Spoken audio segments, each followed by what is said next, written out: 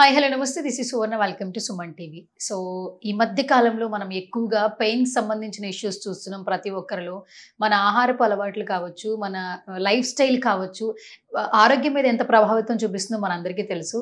Right no మోకాళ్ళ సమస్యల గురించి అలాగే పెయిన్స్కి సంబంధించి మనతో మాట్లాడడానికి ఎపియాన్ హాస్పిటల్స్ నుంచి డాక్టర్ సుధాకర్ గారు నాతో పాటు ఉన్నారు.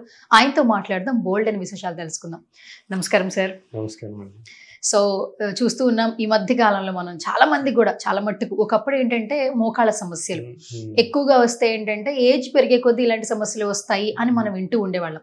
తర్వాత మోకాళ్ళలో గుజ్జు అరిగిపోయిందమ్మా అని చెప్తూ ఉండేవాళ్ళం. అది కూడా వయసు పైబడిన వాళ్ళకి ఎక్కువగా మనం చూస్తూ ఉండేవాళ్ళం. కానీ రీసెంట్ టైమ్స్ లో చూస్తుంటే చాలా మందిలో మనం ఇలాంటి సమస్యలు చూస్తున్నాం, మోకాళ్ళ సమస్యలు. ఎందుకంటారు డాక్టర్ గారు?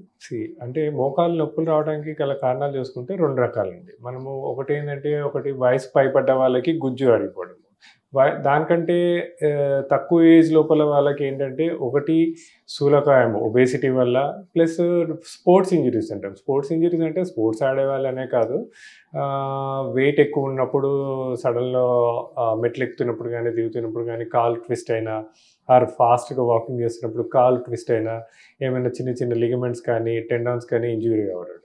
ఇంకొకటి మోకాళ్ళ అరుగుదల అంటే గుజ్జు అరుగుదల అంటే కార్టిలేజ్ డీజనరేషన్.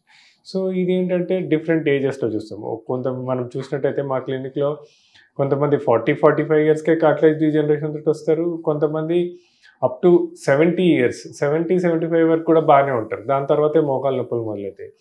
సో ఈ కార్టిలేజ్ డీజనరేషన్ అనేది చాలా ఫ్యాక్టర్స్ ఉంటాయండి. అంటే మనము బాడీ మెటబాలిజము, మనం చేసే యాక్టివిటీసు, మన వెయిట్, తర్వాత మన జెనెటిక్. సో ఇవన్నిటి మీద బేస్డ్గా ఉంటాయండి. సో ఏ కారణం చేతైనా ఇలా ప్రాబ్లమ్స్తో వస్తే వీటన్నిటికీ ఇవాళ రేపు న్యూరో మొడాలిటీస్, న్యూరో థెరపీస్ తోటి ఆపరేషన్స్ లేకుండా ఒక మంచి పరిష్కారం మా లాంటి పెయిన్ మేనేజ్మెంట్ సెంటర్స్లో అవైలబుల్ ఉంటుంది. ఓకే సుధాకర్ సార్, ఒక మంచి పాయింట్ చెప్పారు. ఈ రోజుల్లో పెయిన్ సంబంధించి చాలా హాస్పిటాలిటీ మనం చూస్తూ ఉంటే కంపల్సరీ సర్జరీ అని చెప్తున్నారు చాలా మంది కూడా. ఫస్ట్ పాయింట్ ఏం చెప్తున్నారంటే మీరు డిలే చేశారు కాబట్టి సర్జరీకి వెళ్లాల్సిందే. ఒకవేళ మీరు సర్జరీకి వెళ్లకుండా మెడిసిన్స్తో అయితే మీకు త్వరగా అయితే మీకు రికవరీ అవ్వలేరు అని చెప్తున్నారు. కానీ మీరు మాత్రం సర్జరీ అనేది లేకుండా ఇపియాన్ నుంచి మేము ట్రీట్మెంట్ ఇవ్వడం జరుగుతుంది అంటున్నారు. సో ఒకసారి చెప్తారా అసలు ఆ విధానం ఏంటని? సో ఇప్పుడు మనం చూసినట్టయితే musculoskeletal pains most of the time ఎందుకు వస్తాయి? Either trauma or degeneration. Trauma అంటే ఏదైనా ఒక టిష్యూకి దెబ్బ తగిలి ఇంజరీ అయినప్పుడు అక్కడి నుంచి నొప్పి వస్తుంది, లేదు అక్కడ టిష్యూ డీజనరేట్ అవడం వల్ల నొప్పి రావడం మొదలు పెడుతుంది.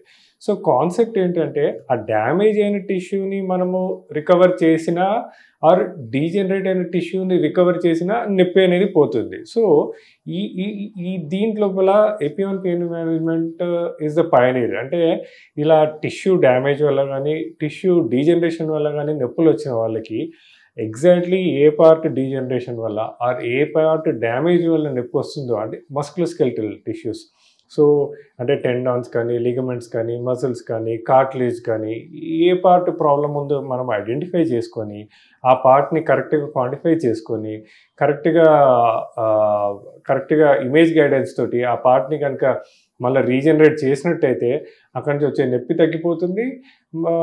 ఒక దీర్ఘకాలిక పరిష్కారం ఆపరేషన్ లేకుండా చాలా మంచిగా అవైలబుల్ ఉన్నాయండి.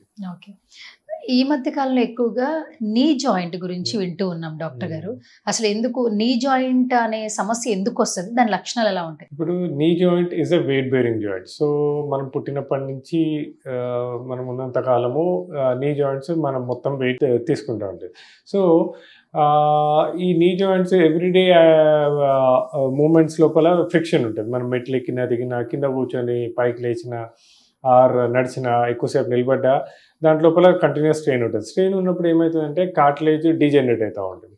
సో ఒక ఏజ్ వచ్చాక ఆ కార్టిలేజ్ డీజనరేట్ అయిన కార్టిలేజ్ రీజనరేట్ అవ్వదు. సో దాంతో నొప్పులు రావడం మొదలు పెడుతుంది. దానికి తోడు లైఫ్ స్టైల్, మనం అంటే ఇవాళ రేపు ఫాస్ట్ ఫుడ్స్ కానీ జంక్ ఫుడ్ కానీ ప్రాపర్ డయట్ లేనకుండా ఒబేసిటీ, అంటే మనము ఈ మధ్య obesity actually in future India ఇప్పుడు ఆల్రెడీ థర్డ్ ఇన్ ఒబేసిటీ ప్రాబ్లంలో థర్డ్ ప్లేస్లో ఉంది. సో ఇన్ ఫ్యూచర్ ఎక్కడికి వెళ్తుందో మనకు తెలియదు.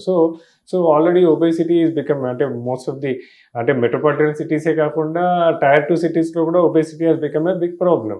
సో దీంతో ఏంటంటే ఆ వెయిట్ వల్ల కార్టిలేజ్ జల్దీ డీజనరేట్ అవ్వడము, అంతకుముందు నేను చెప్పినట్టే ఎక్కువ వెయిట్ ఉన్నప్పుడు ఫాస్ట్లో నడుస్తున్నా, మెట్లు ఎక్కుతున్నా దిగుతున్నా, సడన్లో కాల్ ట్విస్ట్ అయింది అనుకోండి, వాళ్ళకి ఇంజరీస్ అవ్వడము. తర్వాత మనకి ఇండియాలో బోన్ హెల్త్ కాన్సెప్ట్ అనేది లేదు. అంటే బోన్ హెల్త్ని ఎలా మెయింటైన్ చేసుకోవాలి, బోన్స్ని ఎలా స్ట్రాంగ్గా ఉంచుకోవాలి, అంటే మనకి వైటమిన్ డి సప్లిమెంట్స్ సరిగా లేక, సన్ ఎక్స్పోజర్ సరిగా లేక, సో దాంతో కాల్షియం డెఫిషియన్సీస్ రావడము, బోన్ హెల్త్ సరిగా ఉండకపోవడము. సో వీటన్నిటి వల్ల నీ జాయింట్ పెయిన్స్ అనేది చాలా కామన్గా చూస్తున్నాము. అది ఇంతకుముందు 70-75లో చూసేవాళ్ళము, ఇప్పుడు 40-45కి చాలా మంది చూస్తున్నాం. ఓకే. అండ్ ఇంకొకటి డాక్టర్ గారు, మీ దగ్గరికి చాలా మంది నీ పెయిన్ అని వస్తుంటారు. మనం ఏంటంటే ఒకసారి హాస్పిటల్కి వెళ్ళిన తర్వాత మెడిసిన్తో రికవర్ అయిపోతుందని మనం అనుకుంటూ ఉంటాం. బేసికల్గా మీ దగ్గరికి వచ్చిన చాలా మంది క్లయింట్స్లో విత్ ఇన్ అంటే ఎంత కాలం లోపు వాళ్ళకి పెయిన్ అది రికవరీ అయింది? ఇప్పుడు నీ జాయింట్ పెయిన్స్ తోటి మా దగ్గరికి వచ్చినట్టయితే వాళ్ళని ఫస్ట్ క్లినికల్గా ఎగ్జామిన్ చేస్తాము. తర్వాత ఒక స్కాన్ చేసి లోపల ఎంత డ్యామేజ్ ఉంది అని చూస్తాము. సో వాళ్ళకి depending on their damage 2 sittings or 3 sittings or 4 sittings అంటాం. కానీ ఫస్ట్ సిట్టింగ్ నుంచే వాళ్ళకి చాలా బాగా పెయిన్ రిలీఫ్ వస్తుంది. అండ్ ఇప్పుడున్న థెరపీస్లో platelet rich plasma or PRP or plasma therapy అంటారు. So this is the best effective for any type of knee joint pains, అంటే మస్కులోస్కెల్టల్ నీ జాయింట్ పెయిన్స్, అంటే ఇంతకుముందు నేను చెప్పినట్టు కార్టిలేజ్ వల్ల కానీ, లిగమెంట్స్ వల్ల కానీ, టెండాన్స్ వల్ల కానీ, మజిల్స్ వల్ల కానీ, ఏ పార్ట్ వల్లైనా నీ జాయింట్ పెయిన్స్ వచ్చినట్టయితే పిఆర్పి చాలా బాగా పనిచేస్తుంది. అండ్ ఫస్ట్ సిట్టింగ్ నుంచే చాలా బాగా రిలీఫ్ వస్తుంది. పిఆర్పి ట్రీట్మెంట్ అంటే చాలా మంది భయపడే సిచ్యువేషన్స్ రైట్ నో కనిపించట్లేదు. ఎందుకు డాక్టర్ అసలు? అంటే పిఆర్పి అంటే ప్లాస్మా థెరపీ, పిఆర్పి అనేది పేషెంట్ ఓన్ బ్లడ్ నుంచి తీసుకుంటాం మనం. ఎవరంటే పేషెంట్ కిత్ అండ్ కిన్, అంటే బ్రదర్స్ కానీ, సిస్టర్స్ కానీ, పేరెంట్స్ కానీ, అంటే సన్స్ కానీ, అలా వాళ్ళ సన్స్ డాటర్స్ దగ్గర నుంచి కాకుండా పేషెంట్ ఓన్ బ్లడ్ నుంచి చేస్తాం. సో దాంతో రియాక్షన్స్కి రియాక్షన్స్ అనేది ఉండదు. రెండోది, ఇవాళ రేపు ఇంతకుముందులాగా చిన్న చిన్న ఓపీ రూమ్స్లో కాకుండా ఆపరేషన్ థియేటర్స్లో ఒక డిస్పోజబుల్స్ యూజ్ చేసుకొని, అంటే ప్రాపర్గా క్వాంటిఫికేషన్ చేసుకొని చేస్తే చాలా బాగా ఎఫెక్టివ్ ఉంటుంది. ఇన్ఫెక్షన్స్ వచ్చే తావే ఉండదు. కాబట్టి పిఆర్పి అనే దానికి ఇవాళ భయపడాల్సిన అవసరమే లేదు. ఓకే. అయితే మెయిన్గా నీ జాయింట్ సంబంధించి ఎటువంటి సమస్యలు ఉన్నా ఇపియాన్లో ది బెస్ట్ ట్రీట్మెంట్ అయితే ఉంది. సో ఇపియాన్కి సంబంధించి బెస్ట్ ట్రీట్మెంట్తో పాటు ఇక్కడ మామూలుగా ఏంటంటే అందరూ లావిష్గా ఉంటుందేమో, తర్వాత ప్రైజెస్ అనేది అనుకుంటూ ఉంటారు. So tell me about the అంటే అదే అండి, అంటే ఇప్పుడు ఫస్ట్ ఆఫ్ ఆల్ మనకు తెలవాల్సింది ఏంటి అంటే, ఒకటి పిఆర్పి ఎప్పుడైతే కార్టిలేజ్ రీజనరేషన్ వల్ల కానీ, లిగమెంట్ ఇంజురీస్ వల్ల కానీ మనం అక్కడ పిఆర్పి ఇంజెక్ట్ చేసినట్టయితే పిఆర్పి 2 విధాలుగా పనిచేస్తుంది. ఆ డ్యామేజ్ అయిన టిష్యూని రీజనరేట్ చేస్తుంది, ప్లస్ ఇంకోటి అక్కడ ఇన్ఫ్లమేషన్ అంటే కమిలిపోవడము, వాపులు ఉన్నాయనుకోండి, వాటిని తగ్గిస్తుంది. కానీ ఈ డ్యామేజ్ అయిన టిష్యూని ఎలా స్ట్రెంథెన్ చేసుకోవాలి, అది డ్యామేజ్ అయిన టిష్యూ రీజనరేట్ అవుతున్నట్టు, అంటే పునరుత్పత్తి అవుతున్నప్పుడు దాని మీద ఎలా స్ట్రెస్ ఉండకూడదు. సో ఇపియాన్లో మేము ఇప్పుడు దాకా ఆల్మోస్ట్ ఒక 40-50,000 పిఆర్పీలు చేసాం. సో మా ఎక్స్పీరియన్స్ తోటి ఏంటంటే జస్ట్ ప్లెయిన్ పిఆర్పి ఇవ్వటమే కాదు, ఫస్ట్ ఆఫ్ ఆల్ పేషెంట్ వచ్చినప్పుడు ప్రాపర్గా క్వాంటిఫై చేసుకోవాలి, ఎంత థిక్నెస్ ఉంది, ఎంత డ్యామేజ్ ఉందని. తర్వాత 2 సిట్టింగ్సా, 3 సిట్టింగ్సా, 4 సిట్టింగ్సా. తర్వాత పిఆర్పి ప్రిపరేషన్ దగ్గర నుంచి FDA అప్రూవ్డ్ కిట్స్ ఉంటాయి. అంటే FDA ఫర్ నీ జాయింట్స్ లోపల ప్రాపర్ గ్రోత్ ఫ్యాక్టర్స్ రావాలంటే ఏ పిఆర్పి కిట్స్ యూజ్ చేస్తే ఉంటుందో అవన్నీ అప్రూవల్స్ ఉన్నాయి. సో కరెక్ట్గా క్వాంటిఫై చేసుకొని FDA అప్రూవ్డ్ కిట్స్ యూజ్ చేసి, తర్వాత ఒకసారి రీజనరేట్ అవుతున్నప్పుడు దానికి ఫిజియోథెరపిస్ట్ కానీ, ఒక డైటీషియన్తో పాటు వెయిట్ మేనేజ్మెంటు, తర్వాత ప్రోటీన్ డయట్స్, తర్వాత ఫిజియోథెరపీ తోటి జనరేట్ అవుతున్న మజిల్ని కానీ, టెండాన్స్ని కానీ, లిగమెంట్స్ని కానీ స్ట్రెంథెన్ చేసుకోవడం ఎలా. సో ఇలా మా Epione is the first multi modal pain management centre. అంటే ఒక హోలిస్టిక్ అప్రోచ్.